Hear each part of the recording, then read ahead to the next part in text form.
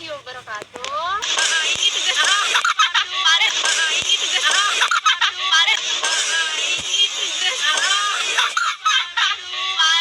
Tapi bohong.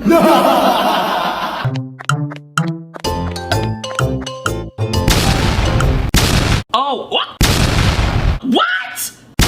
Wait! Huh? Girl.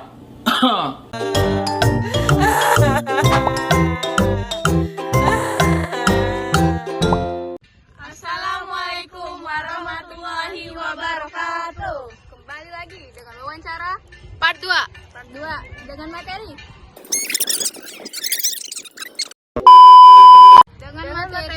kebun sayur dan jalan penjara. Cekidot. Let's go. Bismillahirrahmanirrahim. Assalamualaikum warahmatullahi wabarakatuh.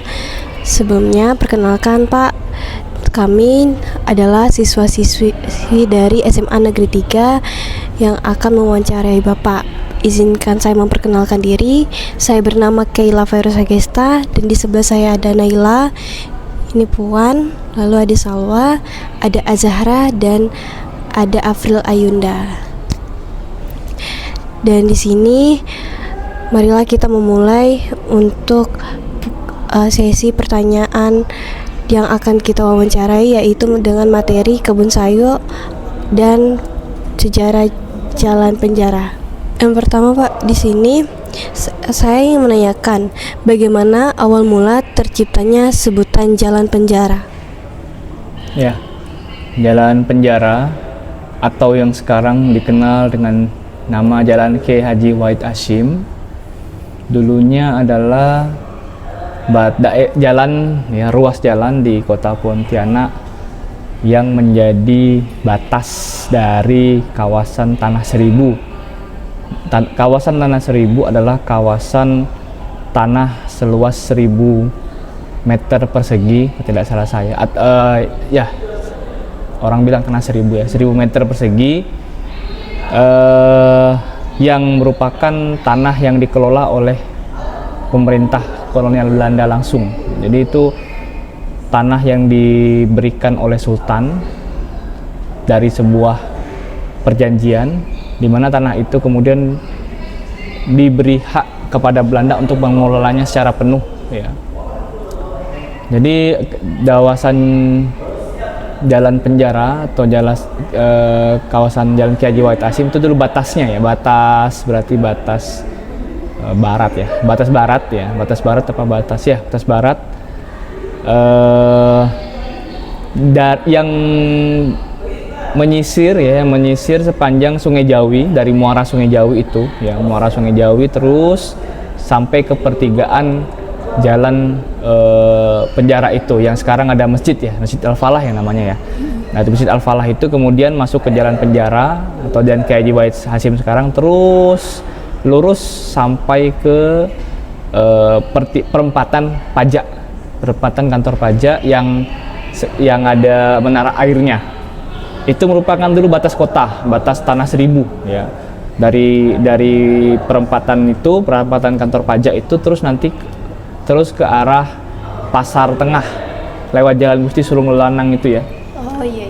Gusti Surung Lelanang sampai nanti nembus ke Parit Besar lah, Jalan Diponegoro itu, ya. Kan ada Jalan Diponegoro kan dia kiri kanan Jalan Agus Salim kan, satu Diponegoro, satu Agus Salim. Nah, sebenarnya kalau Anda perhatikan sungai-sungai dan parit itu sebenarnya itu batasnya itu emang dibuat oleh Belanda sebagai batas, ya, batas kawasan Tanah Seribu. Jadi itu batasnya dari muara Sungai Jawi masuk Jalan Sungai Jawi atau Haji Rais Ar-Rahman, pertigaan Masjid Al-Falah, terus sampai perempatan kantor pajak itu. Nah, nanti baru ke arah Parit Besar, ya.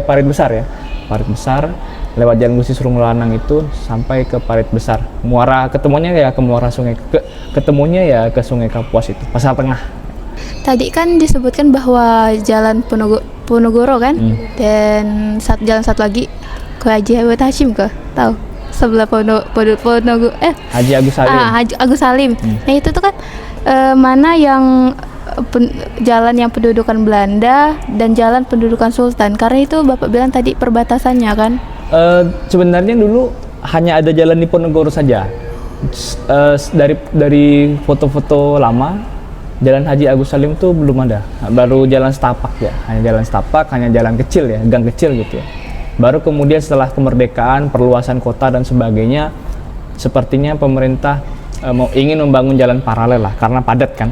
Ya mungkin Anda sering lihat lah jalan paralel kayak di Sungai Raya, kayak di Sungai Jawi, kiri kanan sungai jadi jalan gitu kan. Nah kan dulu kan awalnya cuma gang kecil.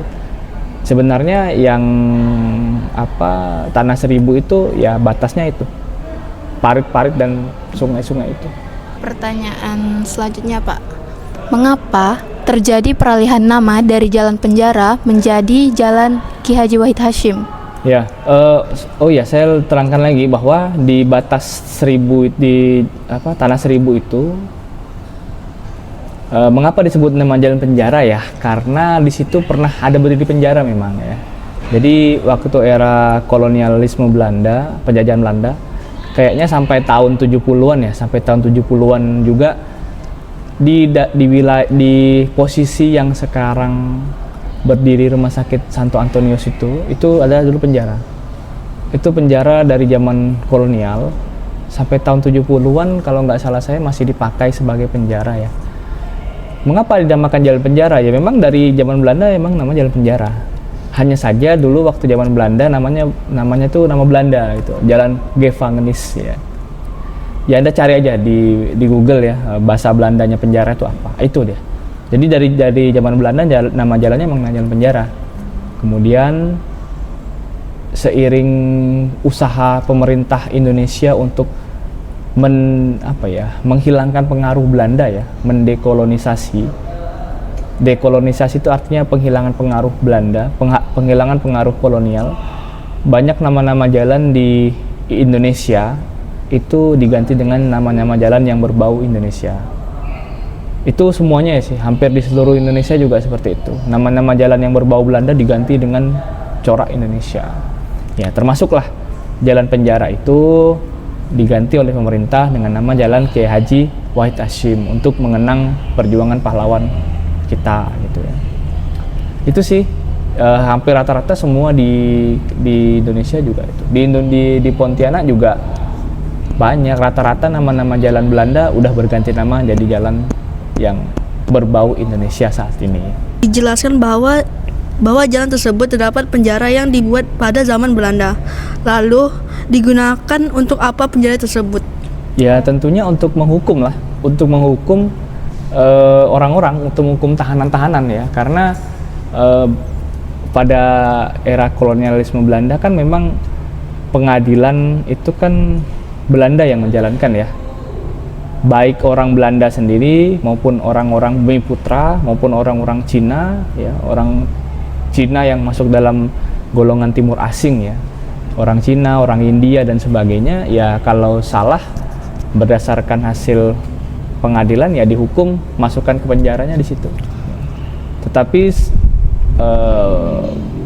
penjaranya itu sebenarnya tidak hanya untuk menghukum pelaku-pelaku kriminal ya, saya rasa ya, karena sejumlah pejuang-pejuang Indonesia ya, pejuang-pejuang kemerdekaan kita juga beberapa ditahan di situ ya. Ya seperti Gusti Sudung Lulanang ya, kemudian Jeranding, rata-rata tokoh digulis ya, tokoh digulis perintis kemerdekaan yang dibuang ke Bovendigul. Makanya ada nama-nama jalan tokoh-tokoh Haji Raisa Rahman, Gusti Sudung Lulanang, Johan Idrus dan sebagainya. Itu kan semuanya adalah pejuang-pejuang kita, tahanan-tahanan politik yang dikurung di penjara Sungai Jawi itu. Dan pasca kemerdekaan juga beberapa pejuang-pejuang Indonesia juga masih ditahan di situ ya, pejuang-pejuang kemerdekaan Indonesia. Di antaranya yang gugur di sana, yang ditembak mati ya, dieksekusi Belanda di penjara itu, di antaranya Bardanadi ya. Bardanadi itu dieksekusi di penjara Sungai Jawi. Pas zaman Jepang juga sama, digunakan sebagai penjara juga untuk menahan untuk orang-orang yang dianggap membahayakan. Oke, berarti zaman dulu tuh Belanda punya apa ya, power buat memenjarakan pahlawan-pahlawan kita walau ada kesultanan, Pak. Ya, Belanda kan ya memang jelas ada power lah, jelas ada power ya, karena Sultan juga menyerahkan urusan pengadilan itu kepada Belanda ya, terutama terkait masalah masyarakat. Ya pokoknya kejahatan-kejahatan atau kasus-kasus yang terjadi di sekitar masyarakat lah. Kecuali misal kasus-kasus tertentu itu tetap di Sultan. Misal masalah ibadah, misal masalah hukum waris, hukum nikah dan sebagainya, mungkin itu tetap Sultan lah, tetap domisilinya, ranahnya pengadilan punya Sultan lah. Tapi kalau di luar urusan syariah, di luar urusan keagamaan, apalagi kejahatan gitu ya kan bagi Belanda ya kan apa yang dilakukan pejuang-pejuang kita kan jahat ya. Nah itu ya tetap Belanda yang mengadili ya. Selanjutnya tentang sejarah kebun sayo. Oke Pak, ke pertanyaan selanjutnya. Bagaimana sejarah awal terbentuknya kebun sayo? Jadi kawasan kebun sayur itu sebenarnya juga menjadi kawasan dari Tanah Seribu ya. Ya, Tanah Seribu. Kalau Anda lihat garisnya, ya betul lah. Masih dalam kawasan Tanah Seribu. Bahkan kawasan kebun sayur itu kan dekat ya sama pemerintah, sama gedung pemerintah Belanda ya pada waktu itu. Dinamakan kebun sayur karena di sekitar itu dahulunya memang banyak orang-orang Tionghoa yang menjadikan lahan di sekitarnya, lahan sekitar kawasan itu ya, itu sebagai tempat pertanian ya, yang digunakan oleh orang Tionghoa untuk menanam sayur mayur. Kita nggak bisa bayangkan dulu itu tempat itu udah ramai sekarang kan, nggak, dulu masih kebun, masih banyak hutan gitu ya daerah situ ya. Jadi memang dinamakan kebun sayur karena orang-orang Tionghoa yang tinggal di sekitar situ menggunakan kawasan itu untuk bercocok tanam, utamanya sayur. Jadi sampai sekarang lah disebut sebagai kebun sayur, begitu. Bentar Pak, kalau misal di kebun sayur itu kan ada stadionnya. Berarti itu tuh stadionnya dibangun pada zaman pemerintahan Belanda atau zaman pemerintahan Indonesia? Belanda. Oh, Belanda. Jadi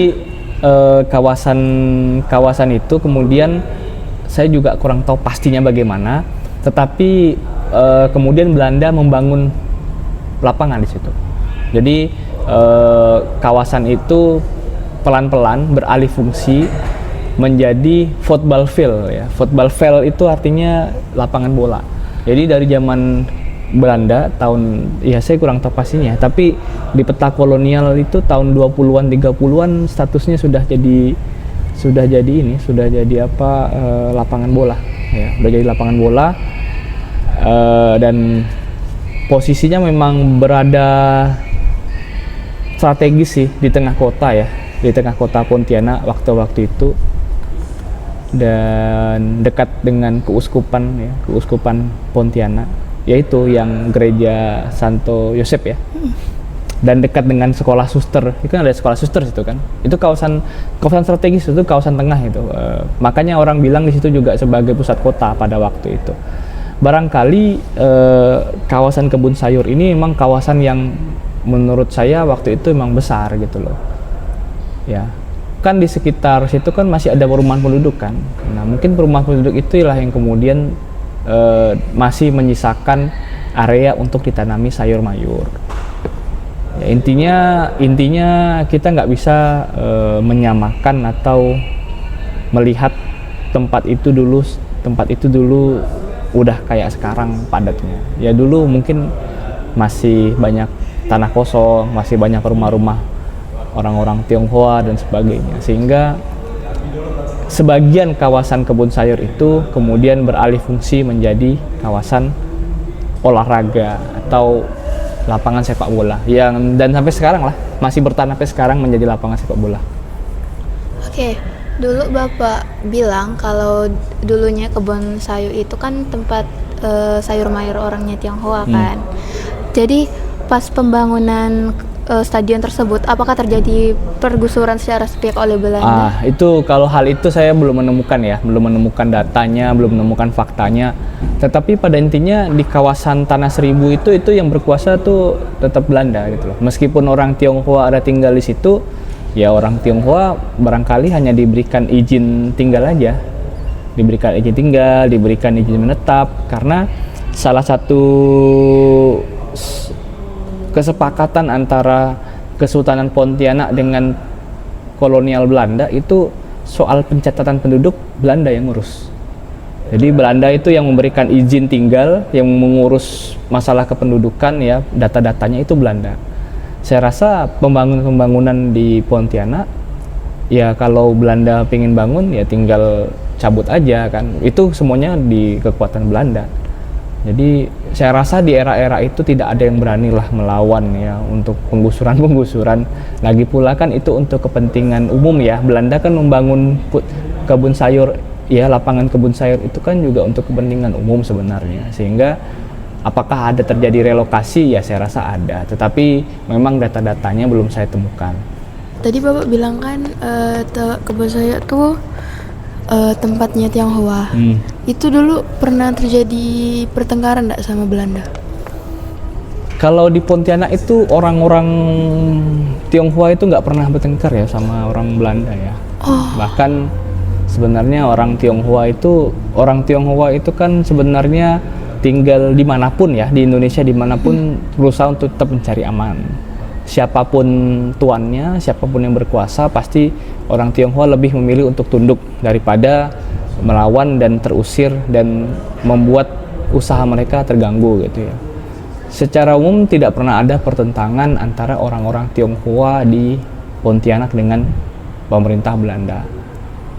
Itu sih, kecuali di daerah lain lah ya, di daerah lain mungkin di Batavia pernah terjadi, bahkan di Kalimantan Barat juga pernah terjadi kan kongsi emas ya di Landa, di Monterado itu kan kongsi emasnya kan melawan Belanda ya.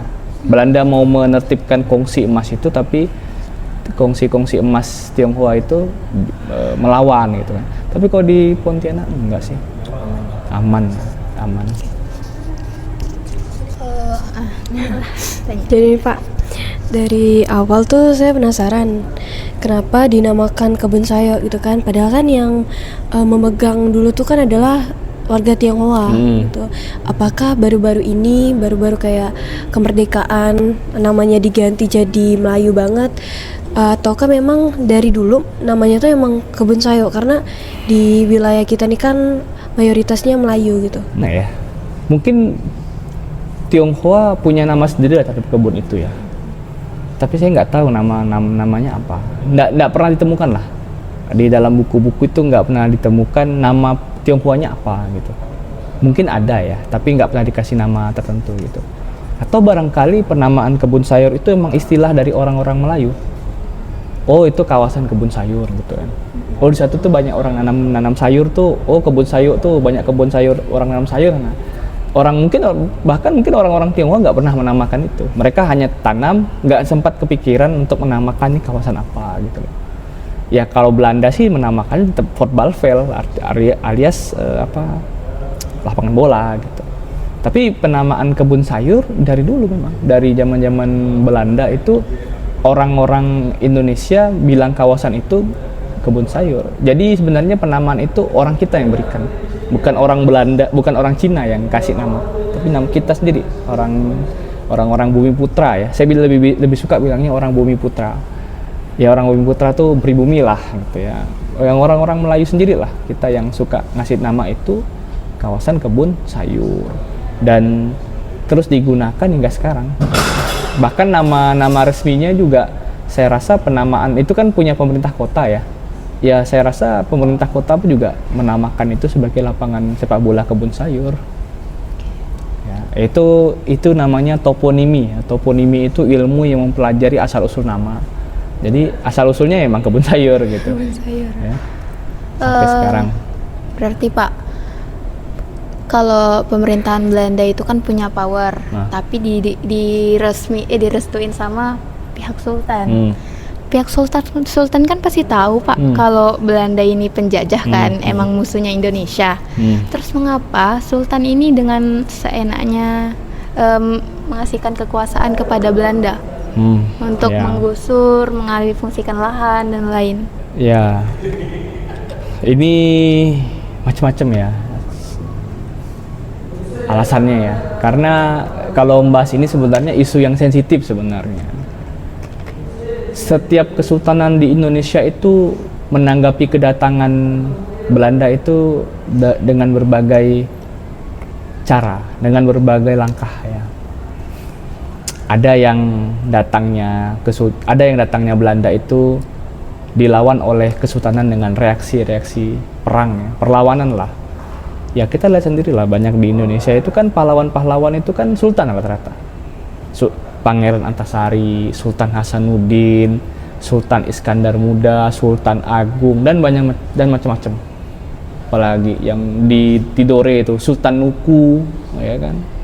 Banyak sekali lah pokoknya. Rata-rata itu kan pemimpin kerajaan atau setidaknya bagian dari kerajaan ya. Pangeran Diponegoro, yang nggak usah jauh lah, Pangeran Natakusuma, itu kan rata-rata pihak Islam. Tapi ada juga beberapa kesultanan di Indonesia yang menanggapi masuknya Belanda itu dengan tangan terbuka, dengan lebih memilih untuk bekerja sama daripada harus berperang gitu loh. Sultan Pontianak itu punya pandangan sendiri terhadap Belanda. Bukan dalam artian dia pro Belanda, bukan gitu ya. Kalau Anda perhatikan berdirinya Pontianak itu kan 1771 kan. Itu merupakan tahun-tahun di mana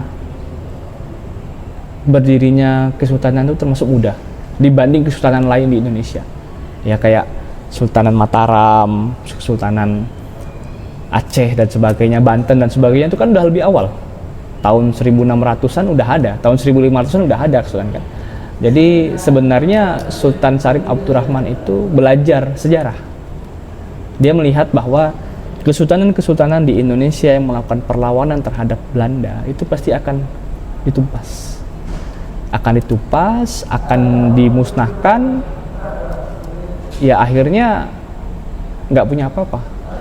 Ya kan? Nggak punya apa-apa, nggak punya wilayah, nggak punya daerah kan gitu. Keturunannya entah kemana gitu kan. Nah tetapi Sultan Pontianak lebih milih untuk bekerja sama saja dengan Belanda demi menghindari pertumpahan darah. Karena kalau kita menyatakan secara terus terang nggak mau dengan Belanda, berseberangan dengan Belanda, ya Belanda pasti akan menghabisi kita gitu loh. Lagi pula Pontianak itu kan kesultanan yang baru, sehingga kekuatannya itu memang sangat tidak kuat sekali. Ya masih lemah lah. Selain itu Kesultanan Pontianak juga memilih untuk bekerja sama dengan Belanda sebagai bentuk perlindungan. Kami ini kan Sultanan baru ya. Kami butuh perlindungan. Sebagai Kesultanan baru, kami masih lemah. Bisa saja pada waktu itu kalau Pontianak itu tidak kerjasama dengan Belanda, diserang sama Kongsi Cina. Kongsi Cina itu ribuan orang, ribuan pekerja yang terbiasa kerja keras, yang biasa megang pacul, megang senjata, mungkinnya parang atau apa, menyerang Pontianak yang penduduknya masih belum sampai 1000, ya sebentar aja kalah gitu. Iya sih. Apalagi kalau diserang dengan kesultanan yang lain kayak Sintang, kayak Landa, kayak kesultanan yang ya macam-macam lah, Banjar mungkin kan. Jadi sebenarnya Sultan itu bukan mengizinkan Belanda, tetapi Sultan itu berusaha untuk pertama tidak menumpahkan darah, kedua menjaga keturunan zuriat, ketiga agar Pontianak itu bisa sama-sama dibangun.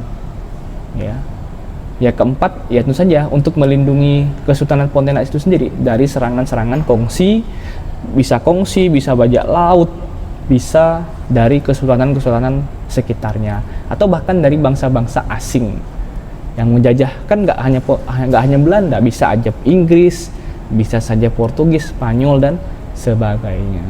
Dan akhirnya lihatlah seperti sekarang, akhirnya di Kalimantan Barat itu Pontianak berhasil keluar sebagai kerajaan ya, atau kota lah, kita bilang kota lah. Kita lihat sekarang akhirnya Kalimantan Barat berhasil menjadi kota yang besar.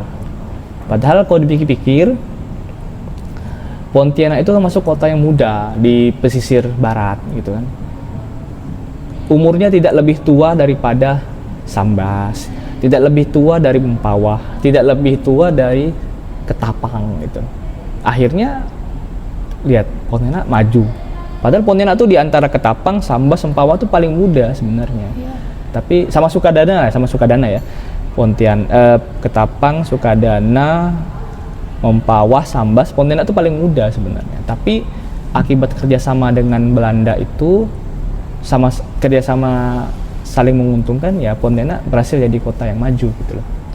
Oke, berarti kalau Pontianak itu maju karena ada campur tangan oleh Belanda sendiri kan Pak? Iya. Berarti kalau Mempawah itu kan setahu saya tuh kesultanannya tuh hubungannya tidak baik sama Belanda kan Pak? Itu apakah itu menjadi alasan Mempawah itu kotanya nggak maju-maju banget kayak kota mati?